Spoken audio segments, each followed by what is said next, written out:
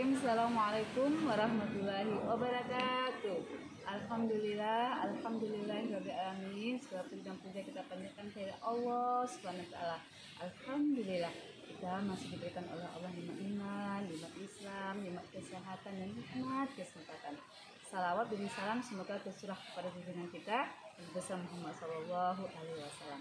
Alhamdulillah kita bertemu kembali dalam kajian Islam secara online yang diselenggarakan oleh Yayasan Bunyan Jakarta.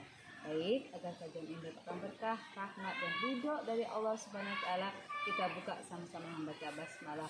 Bismillahirrahmanirrahim.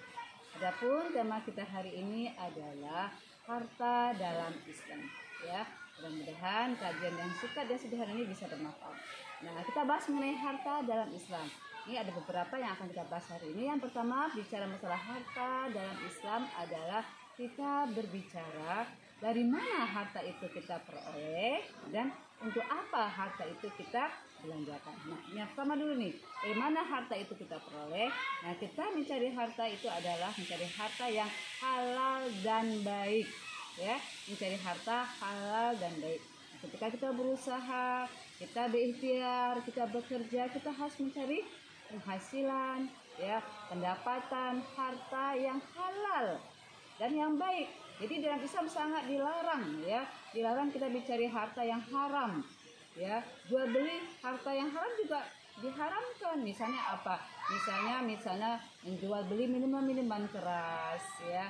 Kemudian juga berlaku curang, ya. Nah, apalagi yang diharamkan dalam Islam dalam masalah harta adalah menzolimi harta orang lain atau mengambil harta orang lain, ya, itu tidak boleh, ya. Jadi harta yang kita cari adalah harta yang halal dan cara mendapatkannya adalah juga harus baik, tidak boleh curang, tidak boleh menzolimi orang lain dan hartanya harus harta yang halal. Mencari nafkah yang halal. Yaitu tidak boleh kita berdagang dengan barang-barang yang diharamkan oleh Allah, misalnya berdagang minuman keras, atau misalnya di dalam Islam juga berdagang tidak boleh bersifat riba, memang dijauhi, dihindarkan, ya, yang namanya riba, karena Allah menghalalkan jual beli dan mengharamkan riba. Itu cara yang pertama, bagaimana cara kita mendapat harta yang halal dan cara mendapatkannya adalah yang baik. Karena apa? Karena harta yang halal dan cara mendapatkan yang baik, insya Allah apa yang kita makan, apa yang kita ambil, ya, dari harta yang baik, harta yang halal itu akan berkah di tubuh kita, akan menjadi anak-anak yang makan dari harta kita menjadi anak yang soleh dan solehah. Itu bagaimana cara kita mendapatkan harta. Kemudian bagaimana cara kita membelanjakan harta? Masya Allah, ini kita akan bahas juga. Cara kita membelanjakan harta yang pertama kali adalah harta yang kita peroleh itu harus kita gunakan dalam rangka kita taat kepada Allah, bukan balas sebaliknya. Dia mau diberikan oleh Allah rezeki, diberikan oleh Allah harta, buat dia itu jauh lalai. Tidak demikian. Justru ketika Allah memberikan dia harta, rezeki, dia semakin dekat dengan Allah, ya, semakin taat dia ibadah kepada Allah dan tidak melalaikan dia dari rezeki kepada Allah, karena harta itu bisa melalaikan. Banyak orang yang mencari harta lupa ibadah, ya, tapi ketika kita memperoleh harta itu menjadi kita dekat dengan Allah, harta itu menjadi harta yang berkah, semakin taat kita kepada Allah.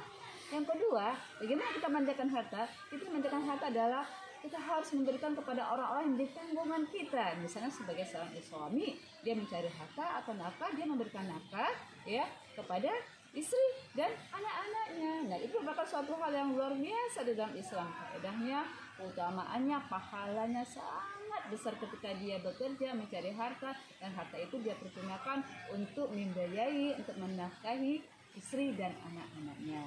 Nah, bagaimana cara membelanjakan harta berikutnya adalah harta yang kita belanjakan itu juga harus jangan boros. Nah, ini kadang-kadang, ya, jangan boros. Jadi ketika dia berharta, dia kadang-kadang berlebih-lebihan, berfoya-foya, sehingga kadang-kadang makannya berlebih-lebihan, banyak yang terbuang, ya. Kemudian juga berlebih-lebihan dalam masalah pakaian, berlebih-lebihan dalam masalah perkakas rumah tangga. Itu juga kalau kita punya harta, jadi harta itu jangan membuat manusia ataupun kita menjadi boros, ya, tapi jadikanlah harta itu adalah harta yang berkah, ada ajas manfaatnya pada posisinya yang kita belanjakan kepada hal-hal yang baik.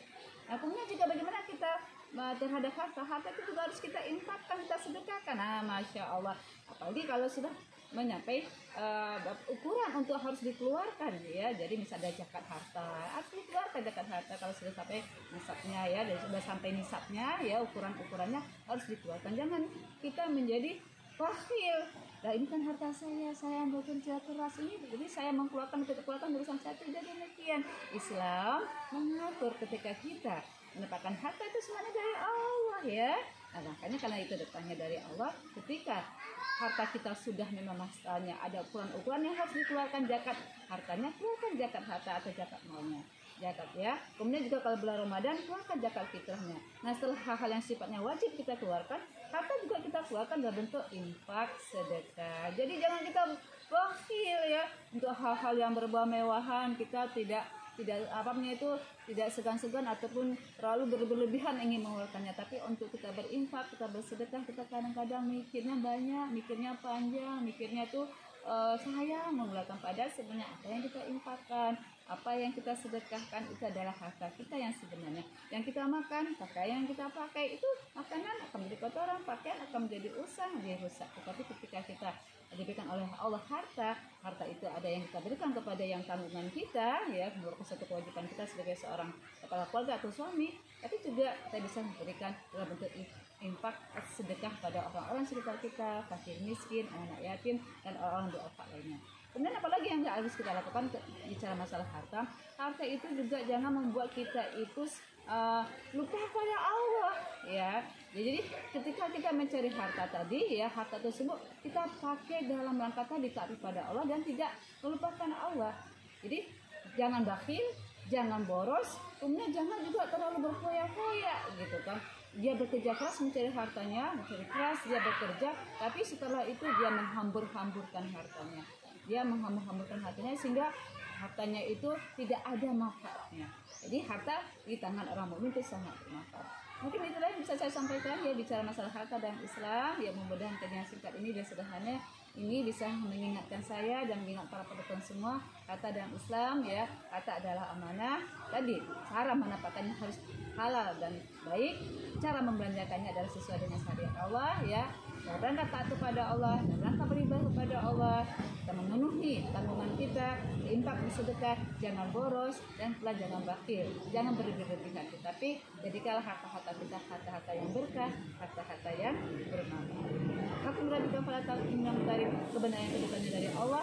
Salah khilaf itu dari lisan saya sendiri. Saya mohon maaf berarti saya tidak baca. Alhamdulillah. Assalamualaikum warahmatullahi wabarakatuh.